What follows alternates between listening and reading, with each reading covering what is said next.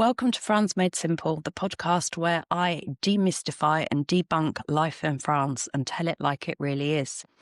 Now, one of the things that has come up in a few comments lately is that when I first started the podcast, I did a long form introduction. I mean, actually, to be honest, when I first started the podcast, I think I was almost reading from a script, and it sounded like the shipping forecast. Every time I made a mistake or stumbled over something or forgot what I was saying, I started again.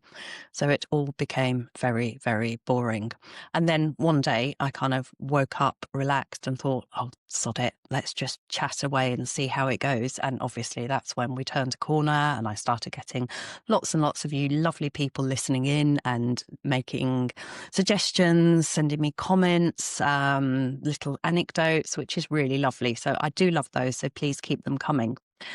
Anyway, back in the day, I did an introduction because I'd been listening to lots of other podcasts, and everybody always seemed to introduce themselves and their background and explain their qualifications for being an expert on whatever particular subject it is or isn't. And I've knocked that on the head, but I thought it might be about time now to sort of give you a bit of a recap and explain why I think I'm even vaguely qualified to talk about life in France.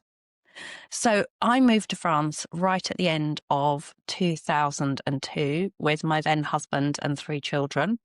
And very, very quickly, it became obvious that it wasn't going to be the right place for him or us. And we separated. Oh my goodness. Right. That is one of the benefits of possible benefits of living in a French household. People drop in randomly all the time. Anyway, other half has dealt with the barking dog, though I do apologise for any little yips and yaps you might hear. So I moved to France, and within 6 months, I found myself as a single parent of 3 with a completely unrenovated property, no visible means of income, and I was actually living in a tent in the garden with the 3 children. It was a very nice tent, bought it in Decathlon, even had a sitting room area where I put the cot up for the baby. But as I was walking from the tent to the unrenovated kitchen one night at 3 a.m. to get an extra bottle of milk for my son, I thought, Catherine, you cannot go on like this.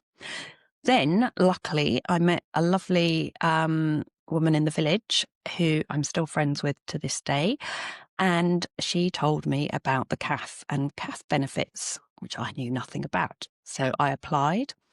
And by then, I'd managed to find a slightly alcoholic plasterer to come and finish some work inside the house so that eventually one day me and the children could move in.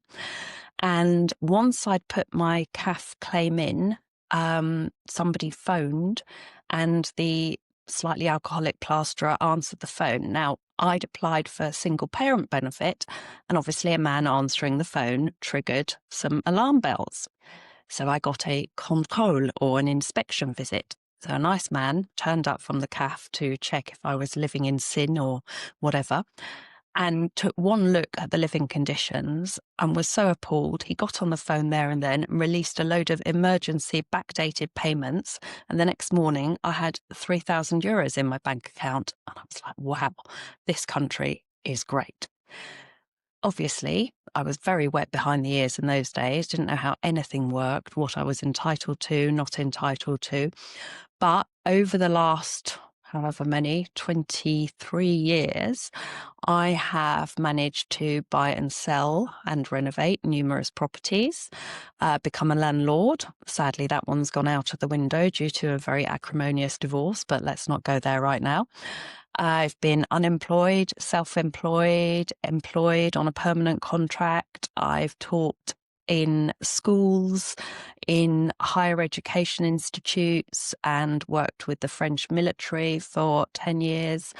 I have set up a website, survivefrance.com, which is the leading website for English speakers in France. I've launched the podcast. I'm writing a book.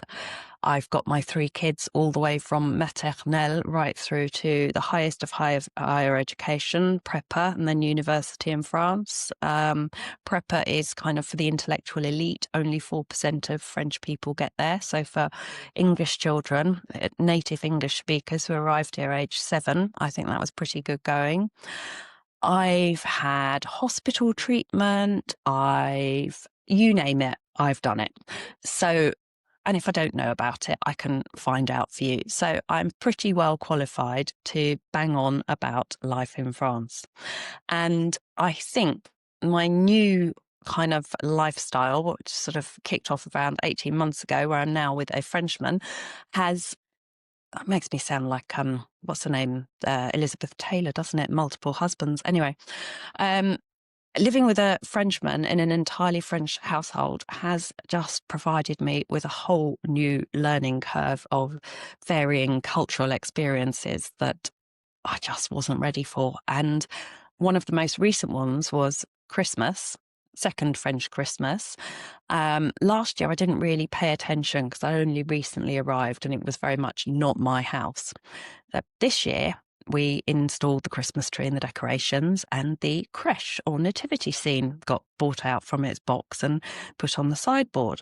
Now, I suppose I'm a Protestant. I was baptised in the Church of England, went to church a bit as a child with my mum.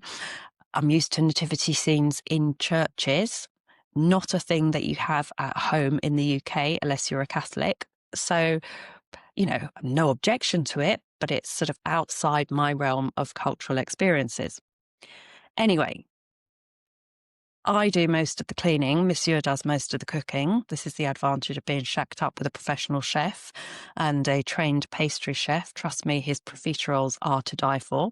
Anyway, so 1 week in, I decide to dust the sideboard, move the creche, dust the sideboard, reinstall the creche. Do it a couple of days later, or however many times I dusted. I mean, it's not that I'm manic about housework, but we have a wood-burning stove in the sitting room and it makes a hell of a lot of dust, plus a cat and a dog. So that plus pet hair, one does need to run around with the Swiffer. Anyway, I had no idea that Monsieur had been moving the 3 wise men towards the creche, the nativity scene, on a daily basis, because apparently this is what you have to do. I had been merrily dusting and moving them back. Luckily, he didn't discover this, and then when he did, he thought it was absolutely hilarious. But I didn't know that you have to move your wise men on a daily basis. And neither did I know when it came to the 6th of, and obviously we had to put baby Jesus out on the evening of the 24th or the 25th, can't quite remember, not a moment before because he hadn't arrived until then. Okay. And then when it came to the 6th and we were taking the decorations down, the kids had all gone back to school, uni, blah, blah, blah, life as normal. I thought, right, strip the Christmas tree, put the decorations away. I'd gone off and purchased a very nice plastic box so that the beautiful handmade creche would not get damaged for next year, because I think a bit of baby Jesus had got chipped in previous years. So I package up the nativity scene, the creche, and wrap it very carefully, put it in the box. That was afternoon, lunchtime on the 6th. Monsieur comes back in the afternoon. Where's the creche? I said, well, it's the 6th. We take the decorations down. It's Epiphany. No, not till midnight. And we haven't eaten our galette de roi. And I was like, what? We have to eat a cake? Yeah. I mean, again, he thought it was hilarious, but it's just those kind of things that happen all of the time that you are just not expecting. It's such a cultural difference, but super interesting and gives me loads of material for the podcast. So I hope you've enjoyed this little kind of snapshot into me, my life and who I am. There'll be more. I'm sure there's lots I've forgotten to mention, but just for those new listeners, that's who I am. That's where I come from. That's what I'm up to now. As I said before, please do keep the comments and suggestions coming. I love getting them.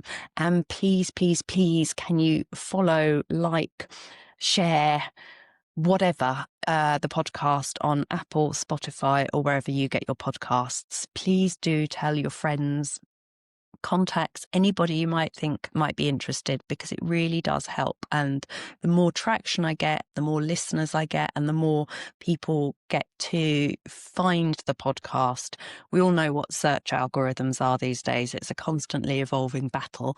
So if you could give me a like or a follow, that would be really, really appreciated. Thank you for listening, and see you soon. Bye bye.